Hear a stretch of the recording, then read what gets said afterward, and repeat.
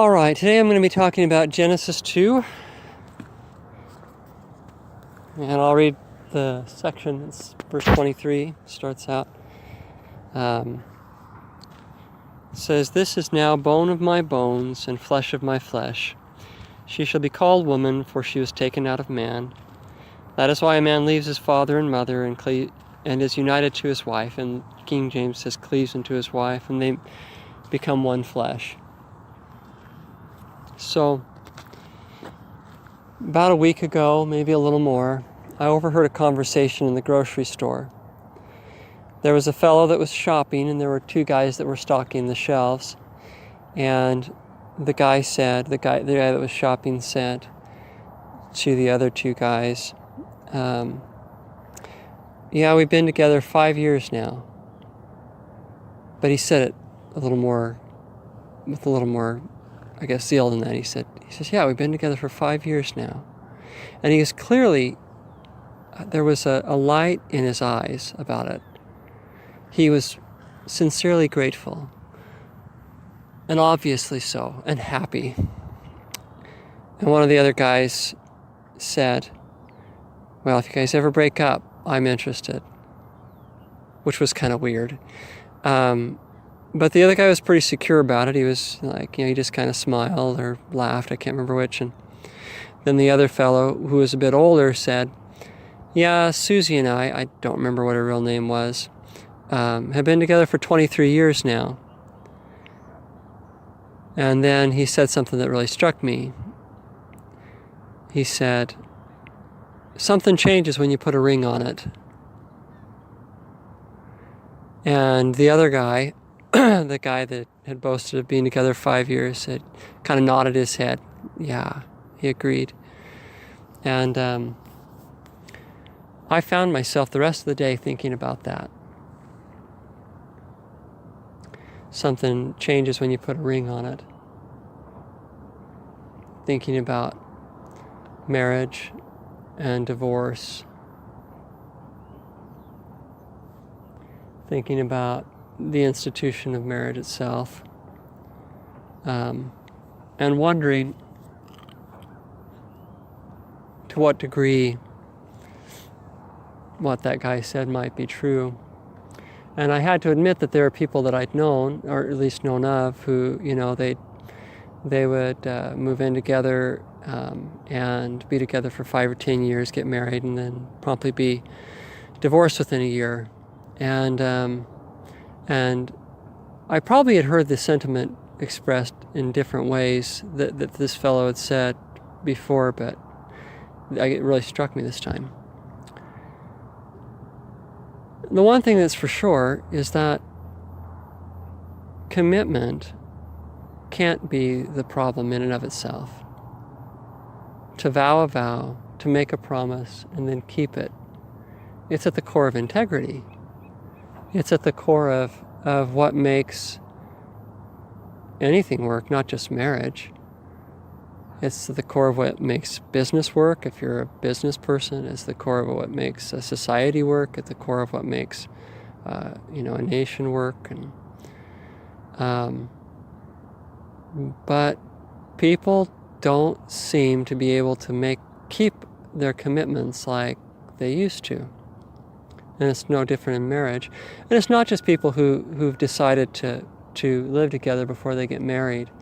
Even people who come from stock where, they make it a point to abstain before they get married from sexuality. They don't seem to be insulated from it either. And I don't know what the statistics are as to which marriages end better. But so I asked myself, well, what is it about marriage? And I started, well, what is marriage, I thought. And on the one hand, I could see in its most basic form, it was the commitment. But then I thought something else. I thought about all the other things that marriage means to people. And I started thinking, wow, well, maybe I wonder if there might be part of the problem.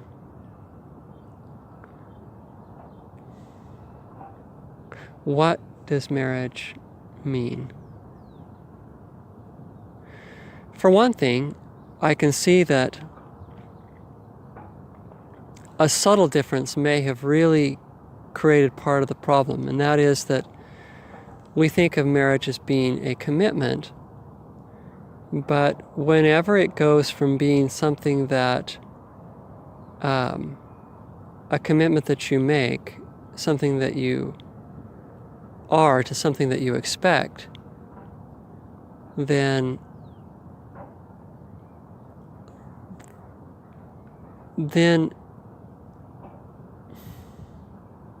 and I lose the words here, but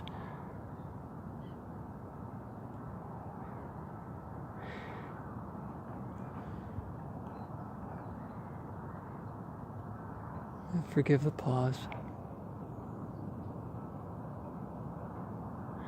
But what I almost see is I see that wedding day. And I see the woman dressed in white, and I see the man all expectant, and they're so happy. And I think a great deal of the joy comes from the fact that now I won't have to worry about being alone.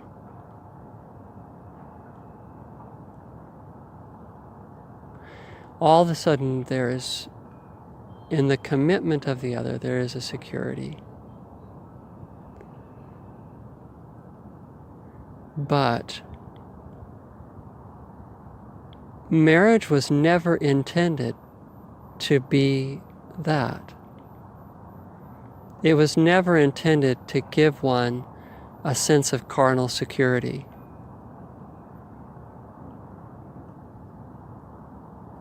It was never intended to soothe our fears.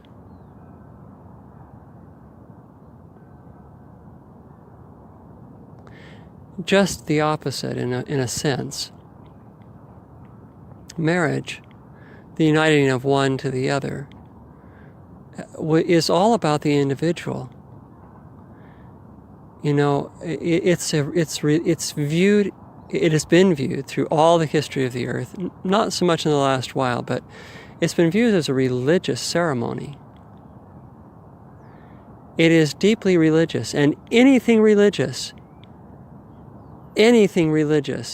is about the individual. My choice to be married has everything to do with what I choose. I choose to be faithful. I choose to make a commitment to not give up.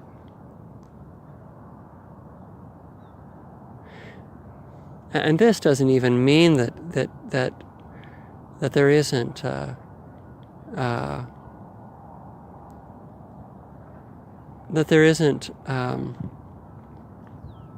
I understand the realm of abuse and all that. I'm not really even making a comment on whether there's a time to for example, look after the safety of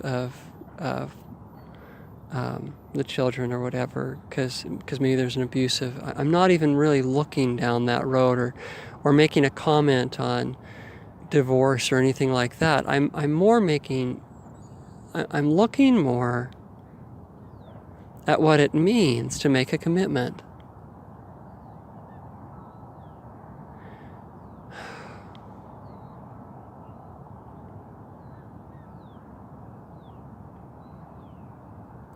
Because a person can choose to be faithful to someone despite what that other person chooses.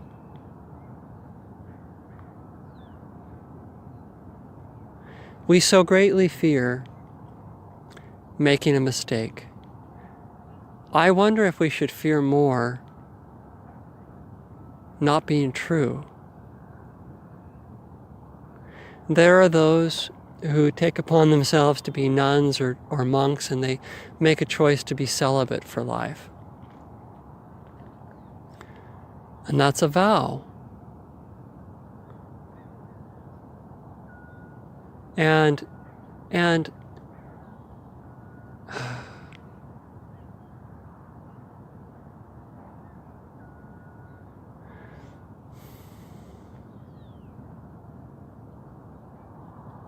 and it's no less a vow. And some would argue it's a higher vow to choose to be faithful. So what is it about marriage that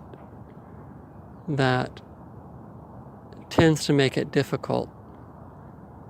I kind of wonder if it's the fact that we expect something from it.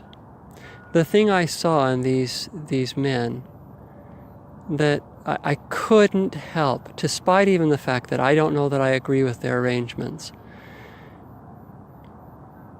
and perhaps I might have chosen something different. I'm not passing judgment. I'm just saying, even despite whatever my views might be, I could not help but see virtue in their sentiment.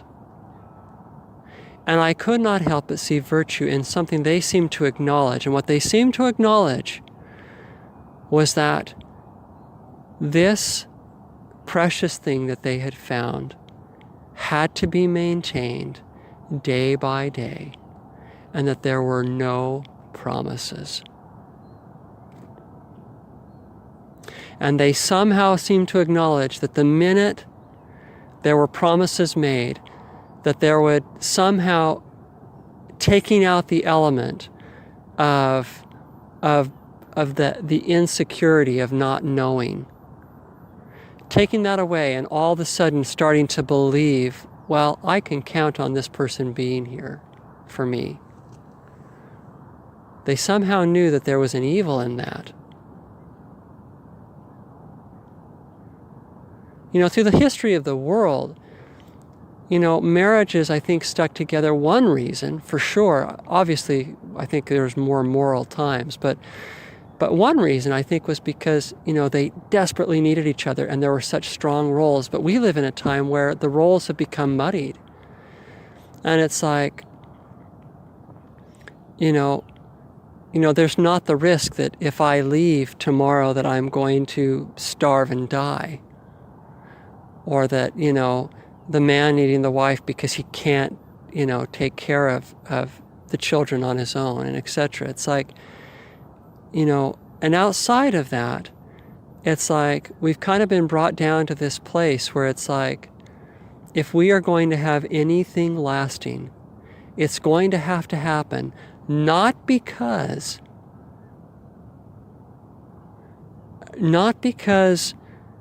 we have to, and if we leave, that it just won't work if we leave, and we're just bound to each other by our needs. But we're down to this place now where it's like the only way that it is going to survive is because it's renewed every day. How do we enter into the eternal?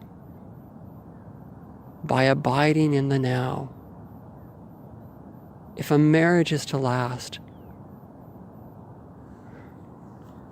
I wonder if what these men kind of acknowledged was the fact that they were going to have to cherish it day by day. They somehow knew that, at least for them, and maybe someone else stronger could do something different, but for them, if they went down and they sealed the deal, that somehow at that point they wouldn't be able to trust themselves or trust their spouse. Because the minute that man begins to believe that it's a done deal is the beginning of the slippery slope. Let's cherish what we have today. If you have a beloved in your life today, cherish her, cherish him. It can be helpful to consider that the day may come when they may not be there. Don't rest secured in some ceremony, albeit a godly one.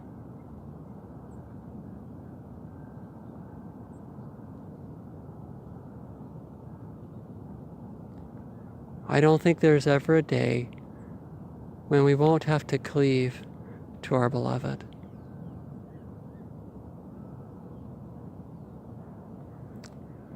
Anyways, those were my thoughts for the week. Thinking about Genesis 2. I hope it was helpful. And